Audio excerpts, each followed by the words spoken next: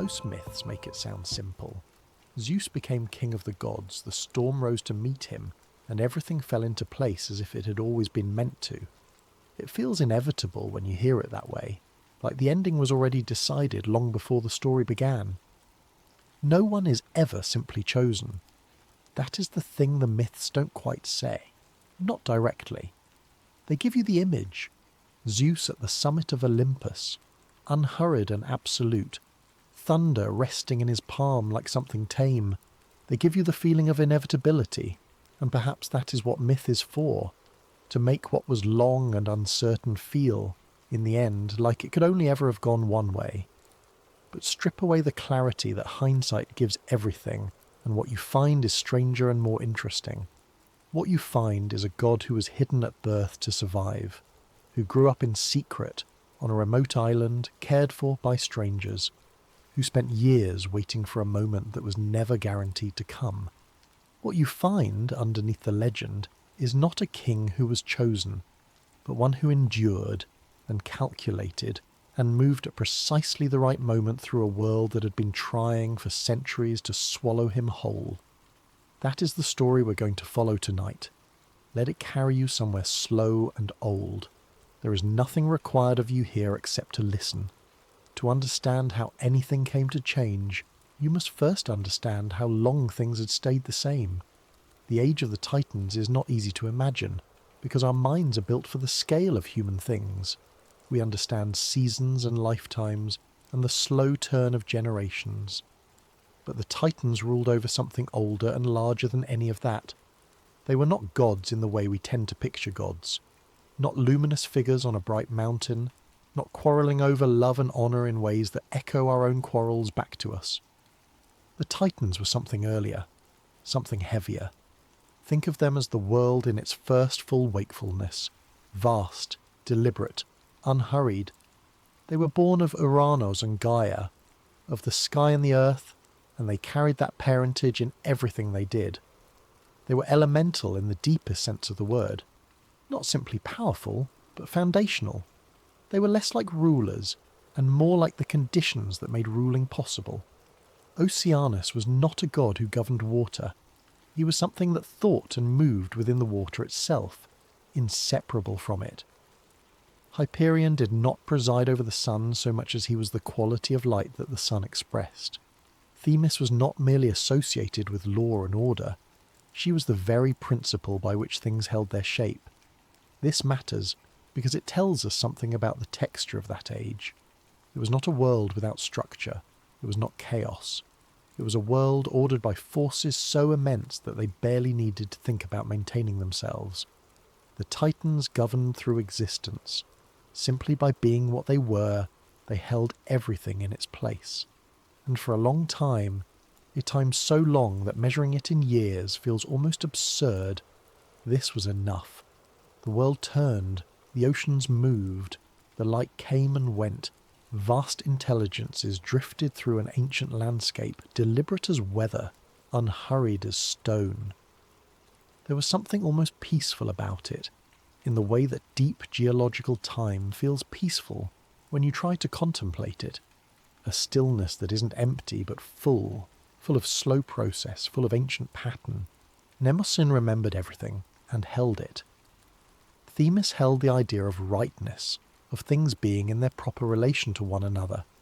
Cronus himself was associated with time, not the hurried, anxious time of mortal lives, but the deep, slow time of eras, of geological ages, of the long wheel of seasons turning with a regularity that was almost indistinguishable from permanence.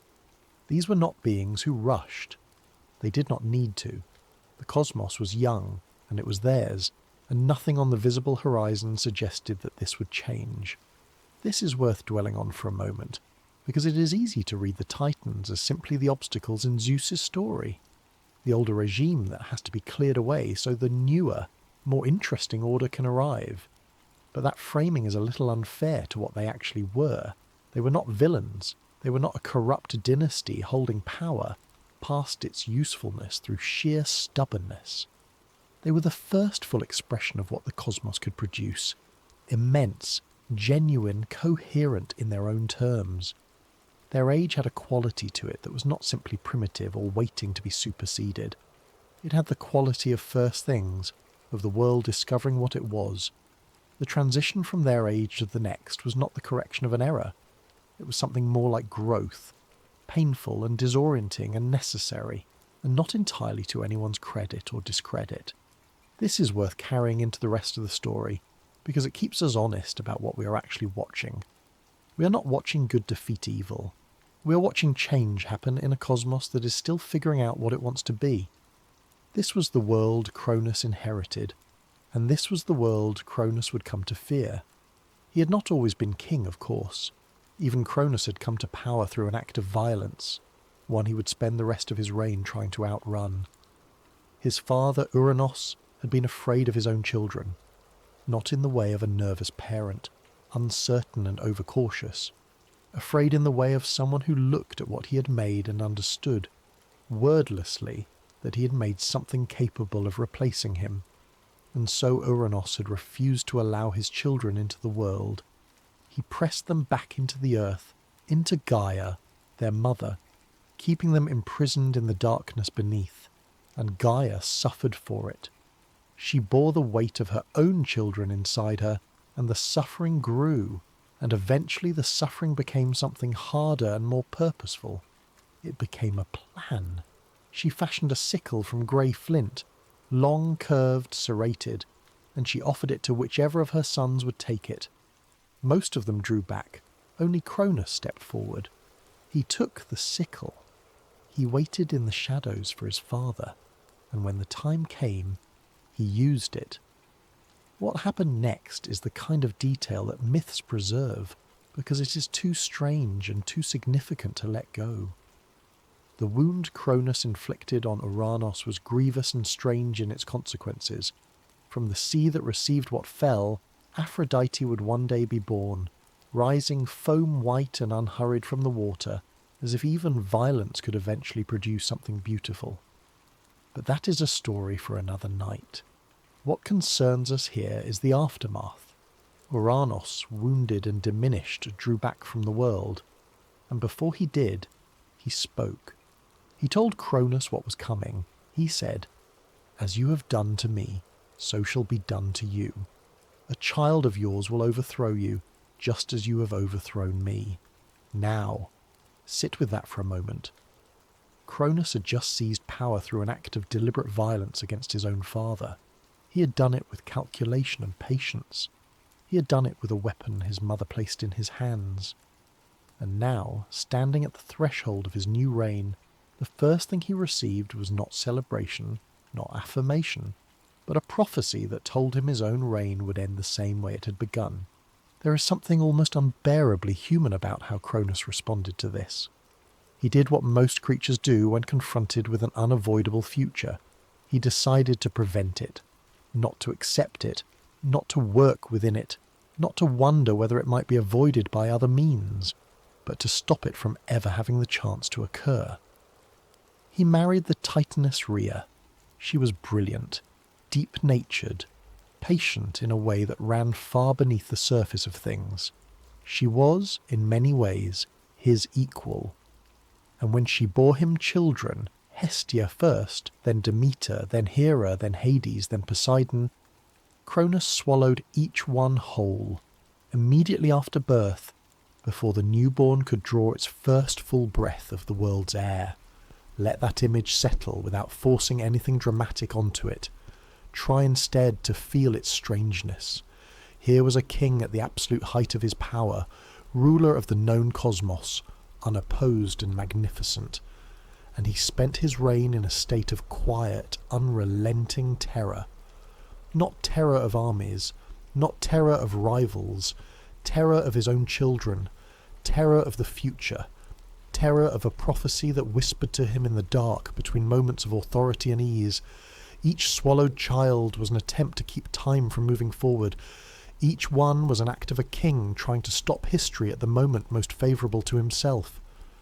There is a kind of terrible logic to it, the same logic that makes people cling to things past their usefulness, that makes institutions resist the changes that would preserve them, that makes anyone who has clawed their way to the top of something begin, almost immediately, to be afraid of falling. Cronus was not stupid. He was not merely cruel, he was afraid. And fear in someone with absolute power is perhaps the most dangerous condition in the universe. Rhea bore all of this. She bore it literally and figuratively. She watched each child disappear.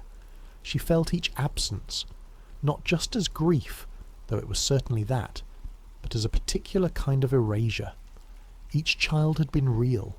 Each one had existed briefly in the light of the world, had drawn breath, had been present. And then each one was simply gone, folded into the king's body as if they had never been. No ceremony, no acknowledgement, no grave. There is a quality in this that goes beyond cruelty into something stranger. Cronus was not simply killing his children. He was refusing to let them have existed at all. He was trying to create a version of the world in which only the present moment was real, in which no future could be built, because every potential future was swallowed the moment it appeared.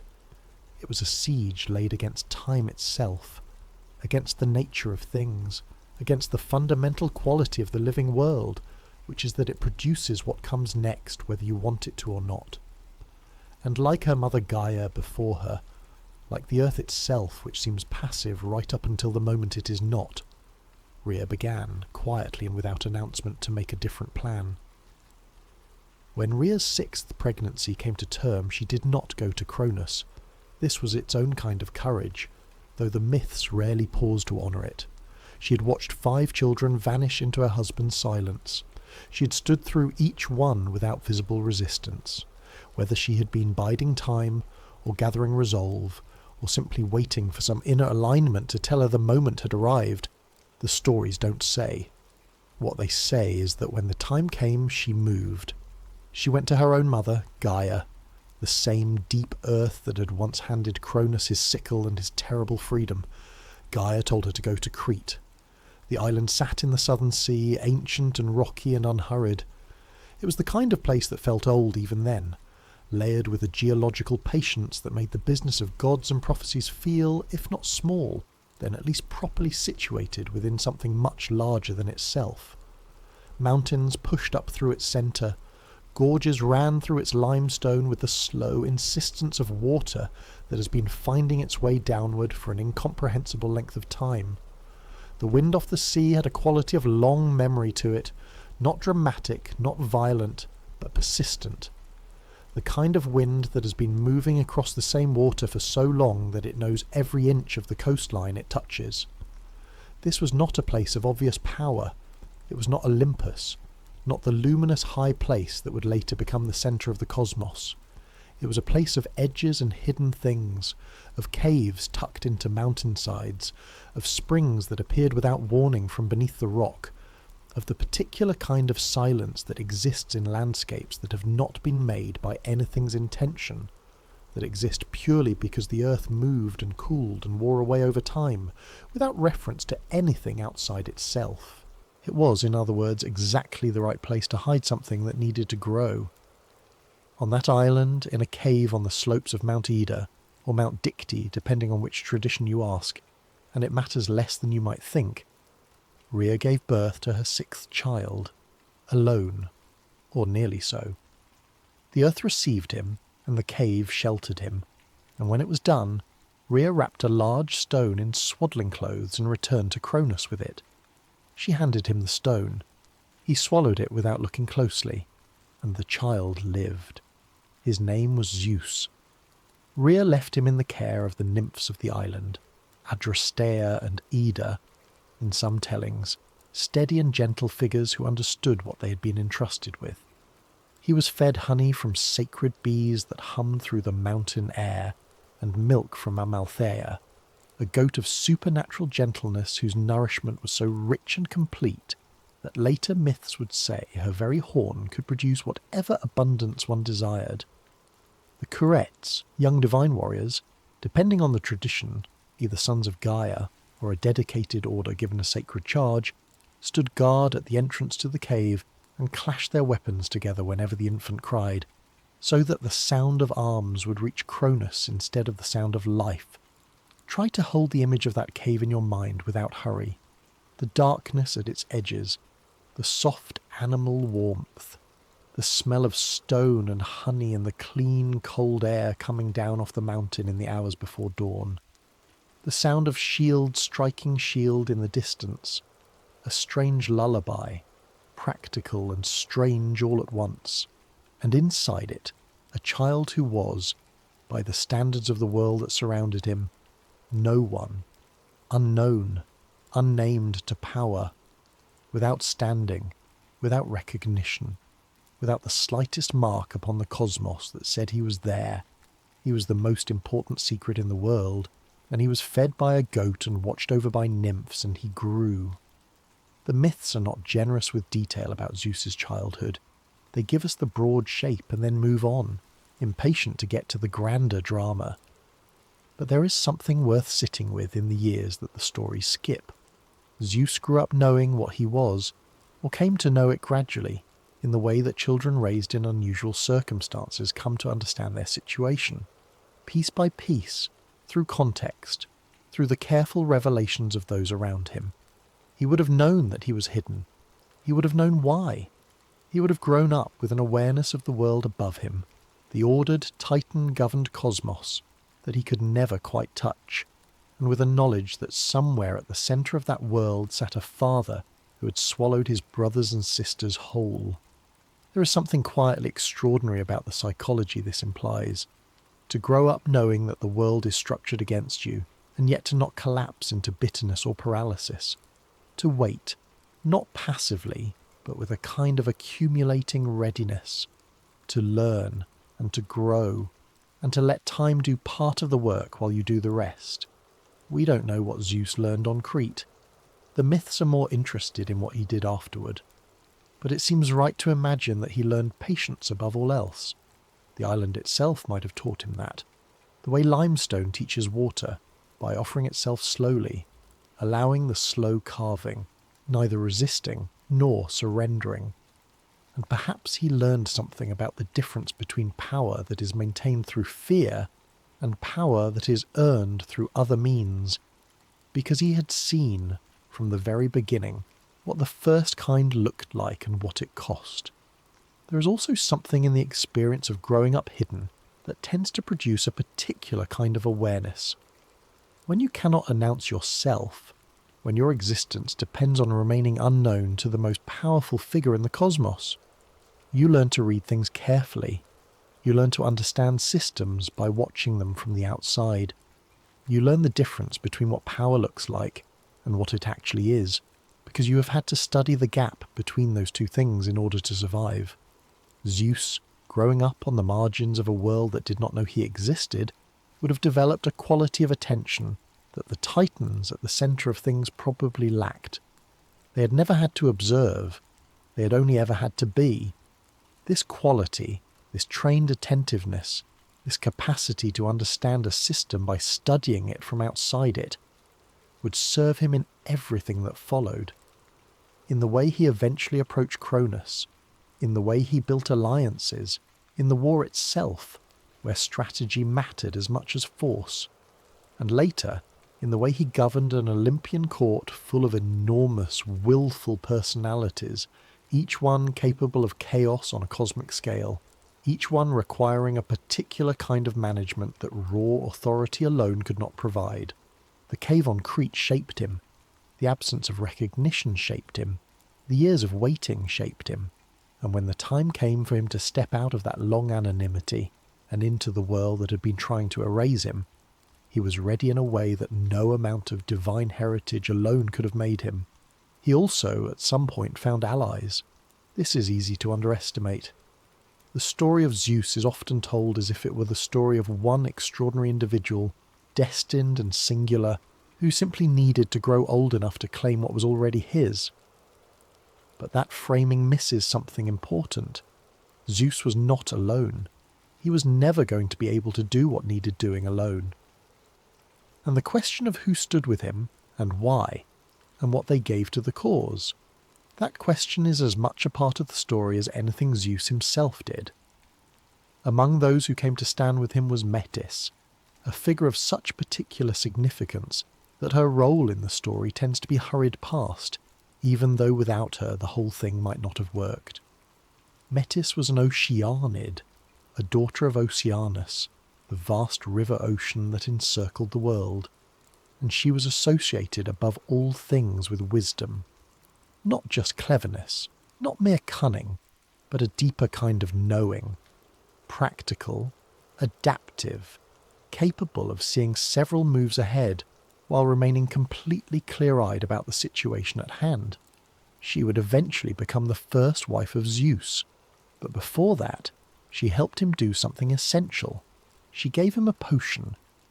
The specifics vary between sources, and myths are comfortable with that kind of variation.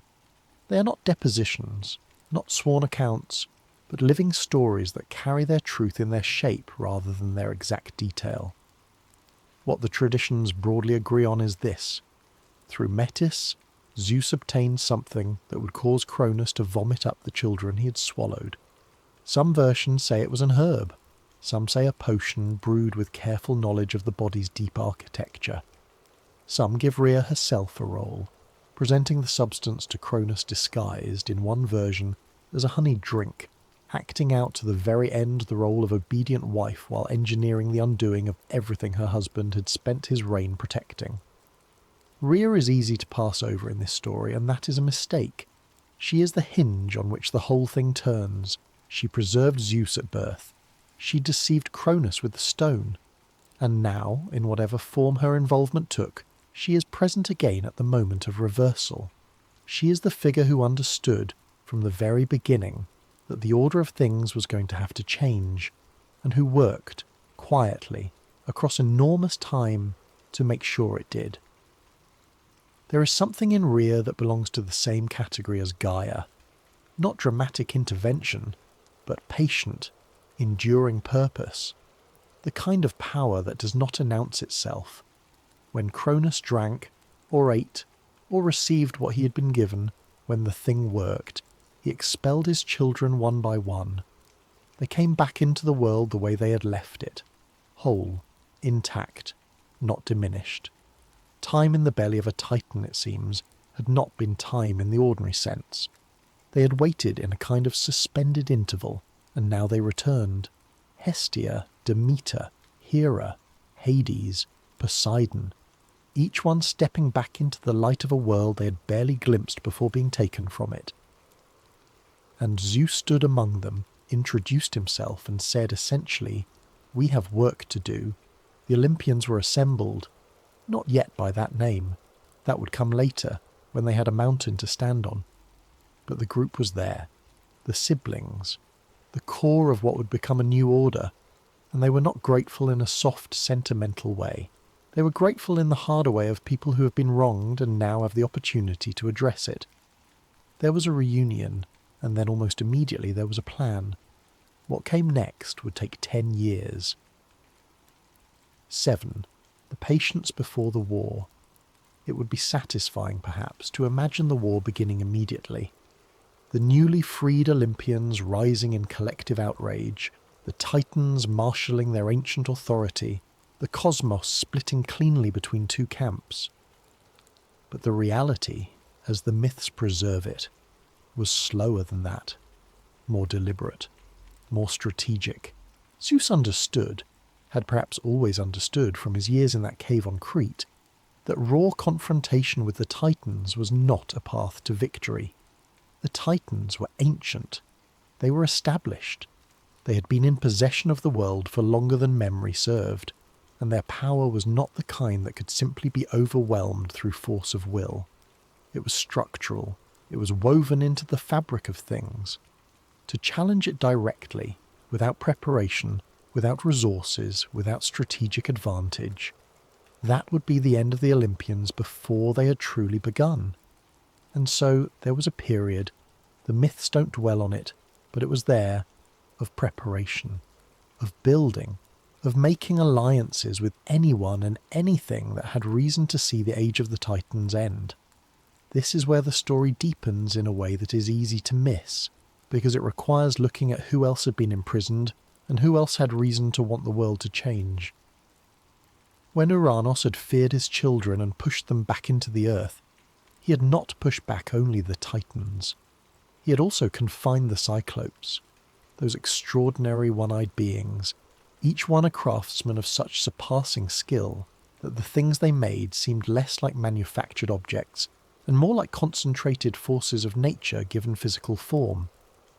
And he had confined the Hekatonchires, the 100-handers, beings of almost incomprehensible physical capacity, each one possessing 50 heads and 100 arms, strong beyond any reckoning that the ordinary imagination could quite reach. When Cronus had overthrown Uranos, he had not freed these beings. He had left them in their darkness, perhaps out of the same fear that had motivated his father, perhaps simply because they were too powerful and too unpredictable to let loose without knowing how to use them.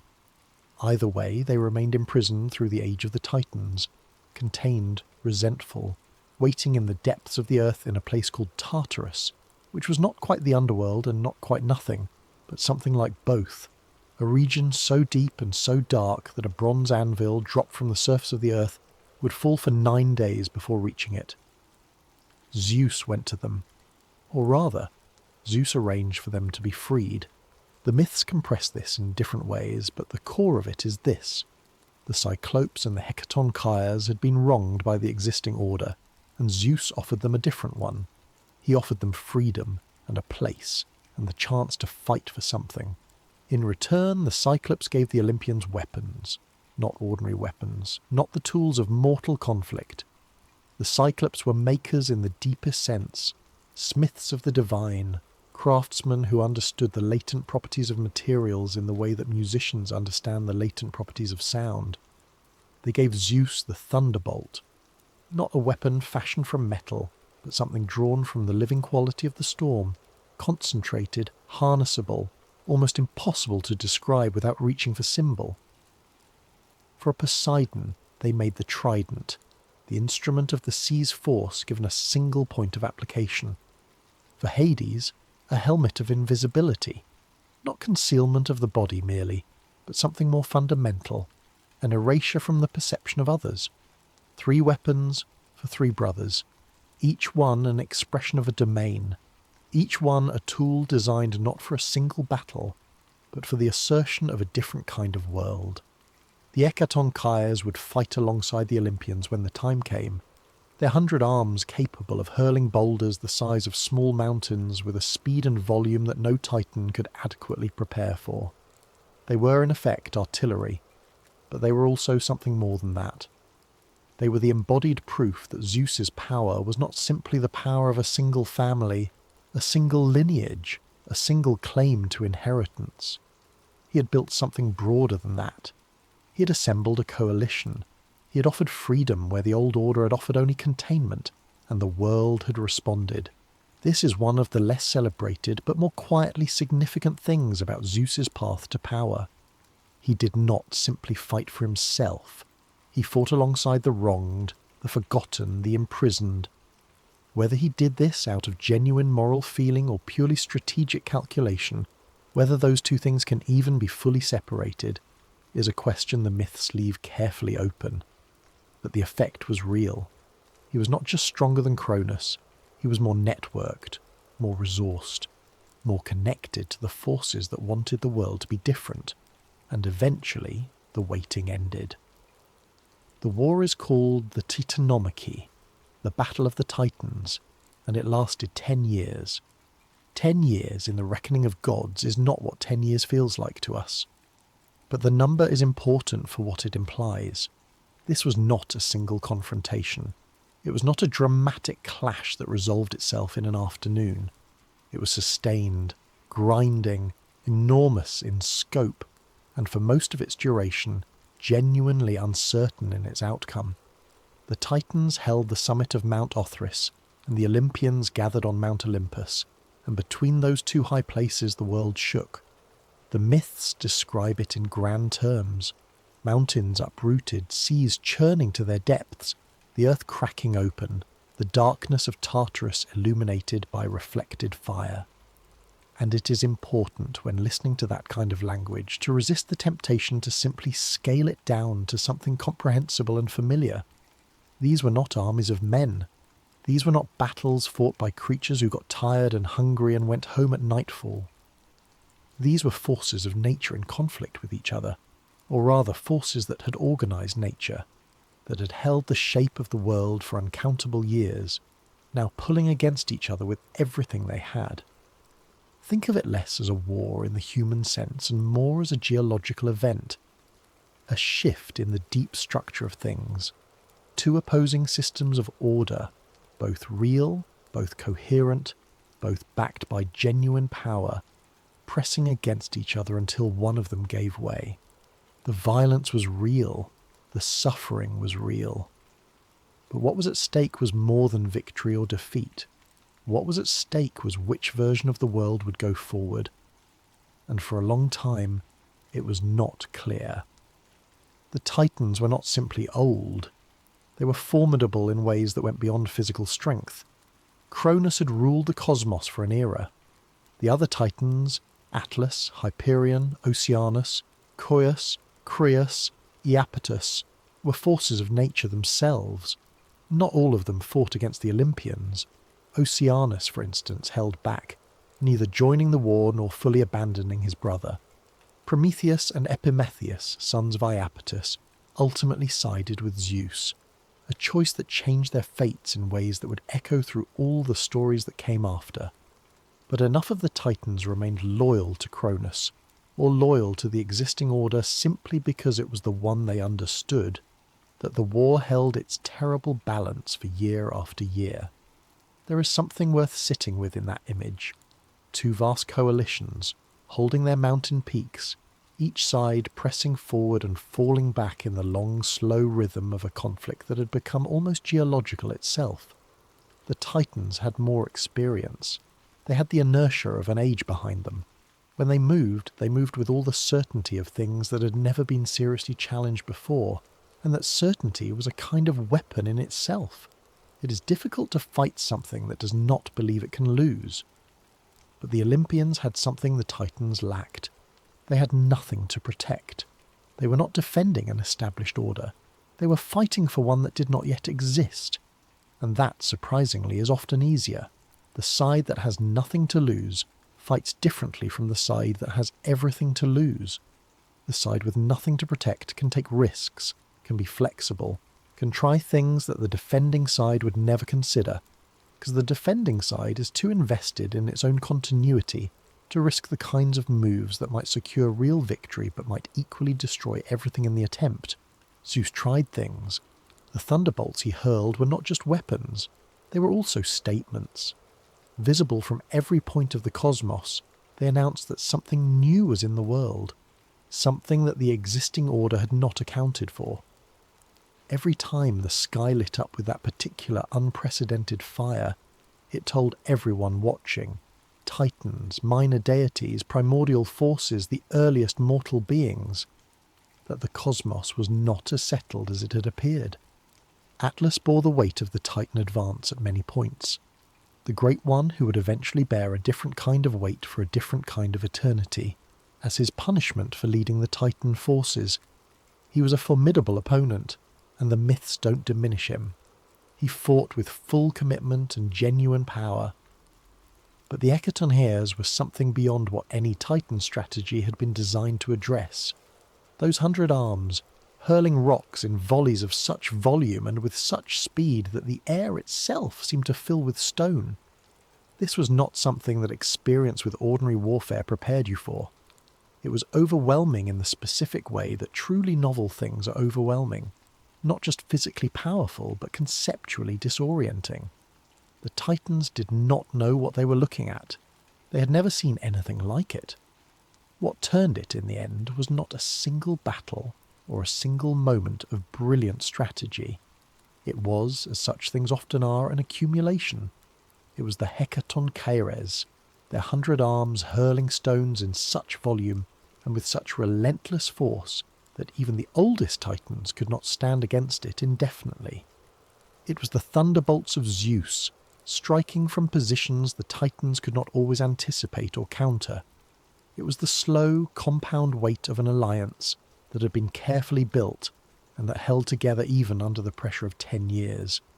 One by one, the Titans fell. Not all of them, not Oceanus, who had stayed apart, not those who had chosen Zeus's side, but the core of Cronus's power, the Titans who had upheld his reign, who had stood on Othrys and held the old order in place. They were defeated, and they were bound, and they were cast down into Tartarus, into the deep dark below the world, where they would remain. Cronus himself, the king who had swallowed time, who had spent his reign trying to prevent the future from arriving, was defeated by the son he had tried to erase. The traditions differ on exactly what became of him. Some say he was imprisoned in Tartarus with the others. Some say he was sent to the Isles of the Blessed, a kind of honoured exile, to rule over the Golden Age souls in a realm outside the ordinary world. Perhaps both are true in different ways, in different moments of the tradition. What is certain is that he no longer ruled, that the throne was empty, and Zeus stood before it. What happened immediately after the Titanomachy is, in its own way, as interesting as the war itself, because the Olympians did not simply install Zeus as king and arrange themselves in a clear hierarchy beneath him. The world had to be divided, and the division was done, according to tradition, by lot, by chance, by the drawing of portions, with each of the three brothers receiving a domain. Zeus drew the sky and the upper air, the domain of the storm, the eagle, the wide and overarching space that presides over everything without being any one thing. Poseidon drew the sea, vast, ungovernable in its depths, a domain so large and so restless that ruling it was less a matter of command than of relationship, of negotiation with something fundamentally beyond complete control. Hades drew the underworld, the realm of the dead, the deep unseen place beneath the living world, silent and necessary and wholly unlike anything the daylight touched. The earth itself, the surface, the mortal world, the mountains and rivers and fertile plains, was held in common. No single brother claimed it, and that shared ownership was both the source of much future conflict and a kind of pragmatic wisdom. The world of mortals was too complex and too connected to everything to belong to any one power. Notice what this tells us about how Zeus became king. It was not that he was stronger than his brothers necessarily, or that he had earned the greater domain. The distribution was random. He might have drawn the sea. He might have ended up in the underworld. What made him king was not the specific domain he received, but something already present before the lots were cast. The recognition, implicit and then explicit, that he was the organising principle of the group, the one who had freed them, the one who had built the coalition, the one who had led the war. The thunderbolt helped, of course. There is no point pretending it did not. The sky is the most visible domain, the one that can be felt everywhere, the one whose moods press down upon the whole world regardless of whether you live near the sea or far from it. Lightning is the only natural force that seems to come from above with intention, sudden, specific, unavoidable.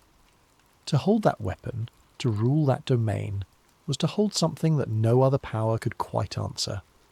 But even that is not quite the full explanation. Zeus became king because he was the right figure at the right moment, possessing the right combination of qualities: patience, intelligence, the willingness to build alliances, the capacity to hold a coalition together across 10 years of war. And because those qualities had been developed in part by the very circumstances that had been designed to destroy him. His hidden childhood on Crete had not diminished him. It had, in some quiet and essential way, made him. The gods gathered on Olympus. The mountain became the centre of the new order, and the world that had been one thing for longer than any of them could fully comprehend slowly, irrevocably, became something else. Zeus as king is a complicated figure, and anyone who has spent time with the myths knows this. He is not simply wise. He is not simply just.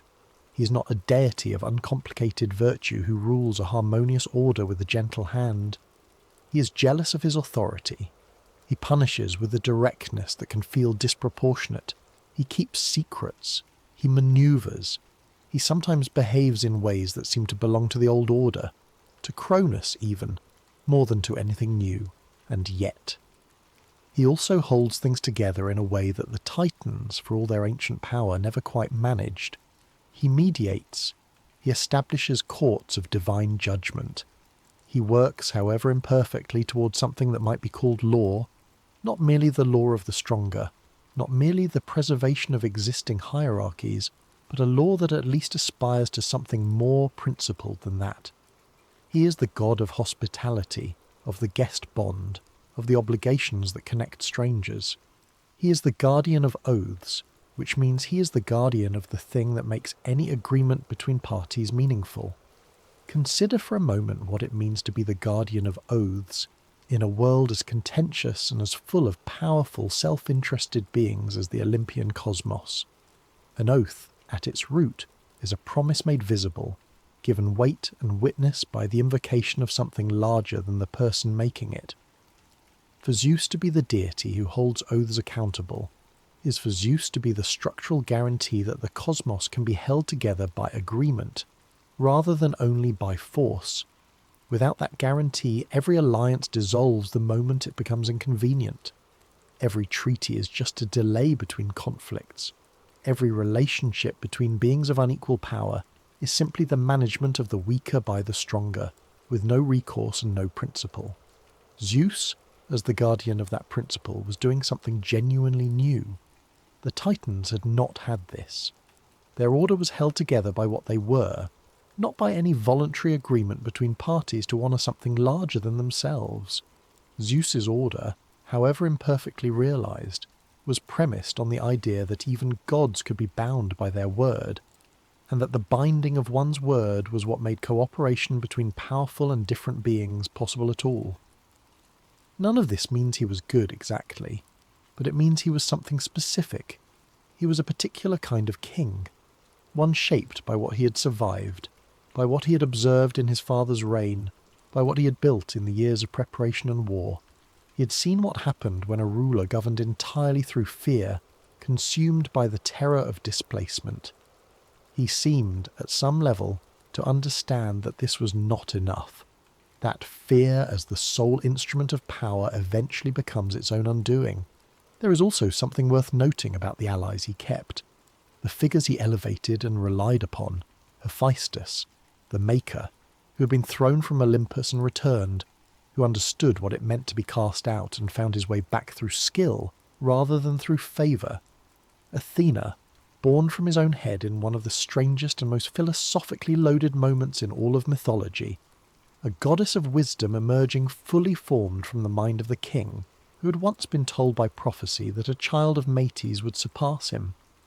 He married Hera, and it was difficult and honest in the ways that real partnerships between powerful people tend to be, full of friction, full of genuine loyalty, full of the particular kind of difficulty that arises when neither party is willing to simply submit to the other. He had children across every domain of the cosmos, and those children, Apollo, Artemis, Hermes, Dionysus, and the rest, were not simply reflections of his power but expansions of it, each one carrying a domain of the world's experience that their father could not hold alone. This is a king who governed through proliferation as much as through authority, through relationship as much as through decree. He was the centre of a network, not the singular point of a hierarchy. And that network, messy, contentious, full of conflict and reconciliation, and every shade of feeling in between, was the Olympian order. It endured, imperfectly, contentiously, sometimes beautifully and sometimes badly. It endured. Here is where the story invites us to sit for a moment with a question that has no clean answer. The prophecy said it would happen. Uranos told Cronus he would be overthrown. Gaia, who knows the deep structure of things more intimately than anyone, seems to have understood from the beginning that the Titan's age was not permanent. The cosmos, in the Greek understanding, was always moving, always changing, always shifting towards some new configuration, however slowly. The Titans themselves had been preceded by something else, and the Olympians would be challenged in their turn. So was it fate? Was Zeus always going to become king, because the nature of things required it? Because power, by its nature, must eventually pass to whatever can hold it most effectively for whatever the current moment requires? There is a version of this story in which fate is the only real actor, and everyone else, Rhea with her plan, Metis with her potion, the Cyclops with their forges, the Hekatonchires with their 100 arms, are simply instruments of a conclusion that was written before any of them began. In this version, Zeus did not really choose anything. He was carried forward by a current older than himself, a deep structural tendency of the cosmos to move toward whatever comes next, and his individual qualities, his patience, his intelligence, his capacity for alliance, was simply what that current required to express itself through a person. There is something almost restful about this reading. It says that the suffering was not meaningless, that Rhea's grief, the years in the cave, the long grinding war, all of it was going somewhere, was part of something larger than itself, was always moving toward a destination that the cosmos had already prepared. Or was it choice? 1,000 choices, made by dozens of figures across an enormous span of time. Rhea's choice to go to Crete, Metis' choice to help the young god she barely knew, the Cyclops' choice to forge weapons for a cause that was not yet clearly winning, Prometheus and Epimetheus choosing to side with the Olympians, the Hekatonchires stepping out of their ancient imprisonment and into a war that was not, strictly speaking, their business.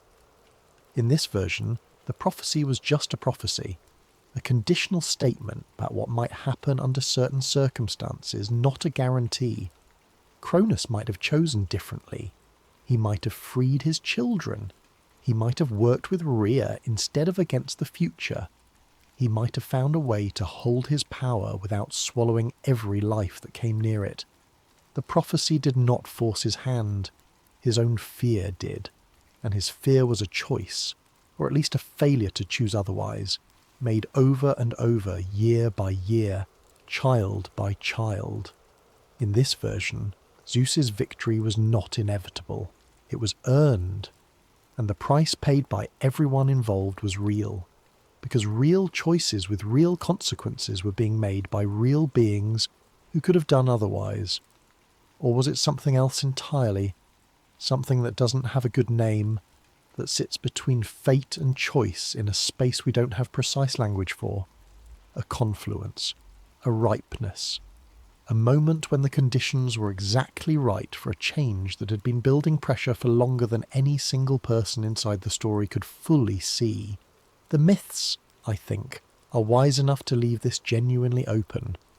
They do not tell us that Zeus was destined to win in the way of a story that simply could not have gone another way. But they also do not present his victory as something that happened only because of his individual will and genius. They show us a world in which many things had to go right at once, in which many figures had to make the choices they made, in which the long arc of suffering and suppression finally found a point of release and became something new. What they suggest, quietly, is that the right person at the right moment is both prepared and lucky, both deliberately built and circumstantially positioned, both the product of intention and the beneficiary of timing that no amount of intention could fully manufacture. Power always has a cost. This is one of those things that sounds obvious when stated plainly, and yet the stories return to it again and again because the obvious thing is also the thing most easily forgotten. Cronus paid. He paid with the paranoia that ate his reign. He paid with the decades spent swallowing the future instead of facing it. He paid with the relationship with Rhea that became, over time, a kind of cold strategic surface, both of them moving through it with their own hidden purposes. He paid with the isolation that is always the companion of absolute power, the way that the further up you are, the fewer honest voices there are around you, the more everyone speaks to manage you rather than to inform you. He paid with the loss, in the end, of everything he had tried to preserve, But there is something else Cronus paid that is worth naming carefully. He paid with the loss of whatever he might have been if he had not been so afraid. This is speculative, but myth invites speculation. Before the prophecy arrived, Cronus had shown himself capable of extraordinary courage. He had taken the sickle from Gaia and done the thing that none of his brothers would do, had stepped into the shadow and waited, had changed the world. That same capacity, directed differently, might have produced a reign of genuine magnitude. Instead, the prophecy turned it inward. It took his ability to act decisively and weaponized it against his own children. What might have been his greatest quality became his greatest failure. Fear will do that. Fear takes what is strongest in you and uses it to make you smaller. Zeus paid differently. He paid with the weight of being the one who holds things together. Not the most comfortable position, it turns out. He paid with the marriages and partnerships that were never simple. He paid with the knowledge that the same prophecy that had cursed Cronus was, in some form, available to him too. That the tradition of children overthrowing fathers was not simply a story that had ended with him. He drank Métis down, in the end, consumed his first wife into himself in an echo of his father's method that neither the myth nor Zeus himself seems entirely comfortable with. He was trying to stop a prophecy that said a child of Métis would be greater than its father. He managed it, or thought he did. But the gesture itself, swallowing, carries the shadow of Cronus so clearly that it is impossible to miss. The new king, in the moment of his greatest anxiety, reached for the old king's solution. This is one of the things that makes the mythology feel true rather than merely ancient. The patterns repeat, the fears repeat, the methods of fathers become, despite every intention, the methods of sons. Power does not change what power is afraid of. It only changes who is afraid. He also paid with the burden of being necessary. The Olympian order, for all its vitality and creativity, was not self-sustaining. It required Zeus's constant attention. It required his presence at the centre of an enormous, contentious family of deities who were each enormous in their own right and who would have been in constant, catastrophic conflict with each other without some organising force to mediate between them. Zeus was that force. And being that force meant that there was never a moment when the weight was not there, when the responsibility lifted, when he could simply be something other than the axis around which everything else turned. The myths are full of moments where Zeus seems tired. Not physically. Gods do not tire in the way mortals do. But there is a quality in some of his stories of a figure who understands that what he carries does not get lighter, and that understanding, held across divine time, is its own kind of cost. The Titans feared the children they had created. The Olympians would eventually face their own challenges, from giants, from Typhon the last great monster, from the complex and grinding demands of a world that did not stay still simply because a new order had established itself. There is no ending point in these stories. There is only the next thing to be survived, and Zeus, sitting on his mountain, with his thunderbolt and his wide domain and his enormous family of gods who argued and loved and failed and tried again. Zeus understood this. He is not, in the mythological record, a figure who rests on his victory. He's a figure who keeps working, who keeps showing up, who keeps mediating and punishing and rewarding and holding the shape of things together by sheer, sustained attention. There is a kind of dignity in that, even when it is imperfect, even when the specific choices he makes are wrong, or excessive, or clearly shaped by the same fears that shaped his father. He holds it because someone has to, and because he is, despite everything, the one who survived long enough to be the one. The story of how Zeus became king is, on one level, a story about a specific sequence of events in the Greek mythological tradition. A cosmos organised around a succession of divine powers, each one giving way to the next through conflict and transformation. That much is the summary. That much you can find anywhere.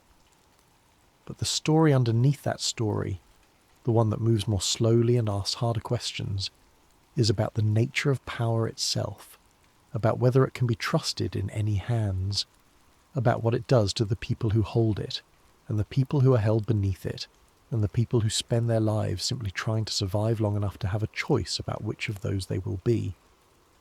It is also a story about time, in the deepest sense. Cronus was the god of time, remember, and there is an uncomfortable irony in the fact that the thing he feared most was time's most basic property, its forward motion.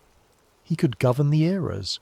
He could stand at the centre of a cosmos organised by the slow turning of the ages. But he could not stop what time, by its nature, always eventually produces, the new thing, the next thing, the thing that the present moment cannot yet imagine clearly, but that is already on its way. Zeus arrived because time moved, because all the things that Cronus tried to hold still, his children, the future, the prophecy, the natural impulse of a cosmos always becoming more than it already was, eventually moved anyway. You cannot swallow time. You can swallow 6 children and a stone, and you can reign in the space you have cleared, but the motion continues beneath you, in the earth, in the caves, in the minds of women who have been watching and waiting for the moment to become something else. Rhea is still there in that story, patient and purposeful. The Cyclopes are still there, making things of extraordinary consequence in the dark, largely uncelebrated. The Hekatoncheiras are still there, doing the heaviest work of the war, and then returning to their own existence when it was over, not sitting at the table of Olympus, but having made the table possible. The story of who becomes king is never only the story of the king. It is the story of everyone whose choices, whose suffering, whose making and breaking enabled the one figure who ended up at the centre to arrive there. And those figures deserve to be held for a moment before the story closes. Rhea, who gave up her children one by one and bore it, and then chose a different response when the 6th child arrived. The Cyclopes, who had been imprisoned for crimes they had not committed, and who, when they were finally freed, did not simply flee into the world, but turned immediately to their craft, and began making the most consequential things they had ever made.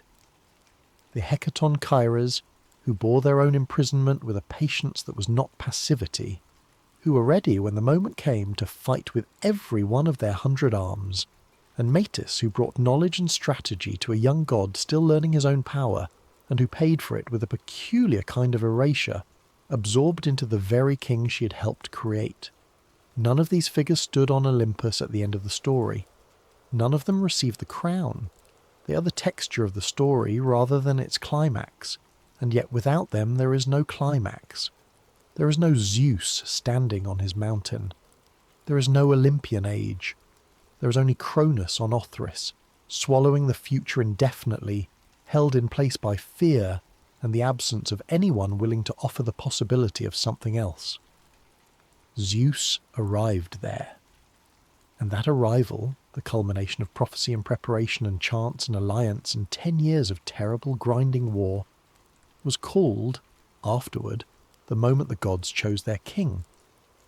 But they did not choose him. Not in the way that word implies a clean, deliberate act of collective decision. They survived into him. They built toward him, many of them without knowing it. They contributed things, courage, craft, wisdom, force, patience, that made him possible. And he, having received all of that, stood in the place where it converged and became the centre of it. That is how power actually works, in the myths and outside of them.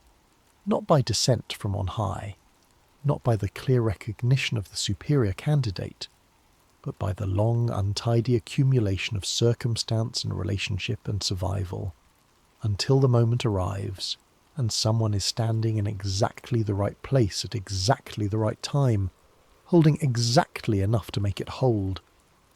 Whether that is fate or choice or simply what we call history, when we are standing far enough back to see the shape of it, that, perhaps, is the question worth carrying into sleep. Let it rest here. Let the mountain settle back into its silence. Somewhere on Crete, a cave in a hillside holds a particular quality of dark, old and quiet, and aware of what it once protected. Let yourself drift into that quiet. You have followed the story all the way through, and it will be here when you come back to it. For now, let everything slow down, and let the oldest air in the world carry you gently somewhere deep and still and perfectly at rest.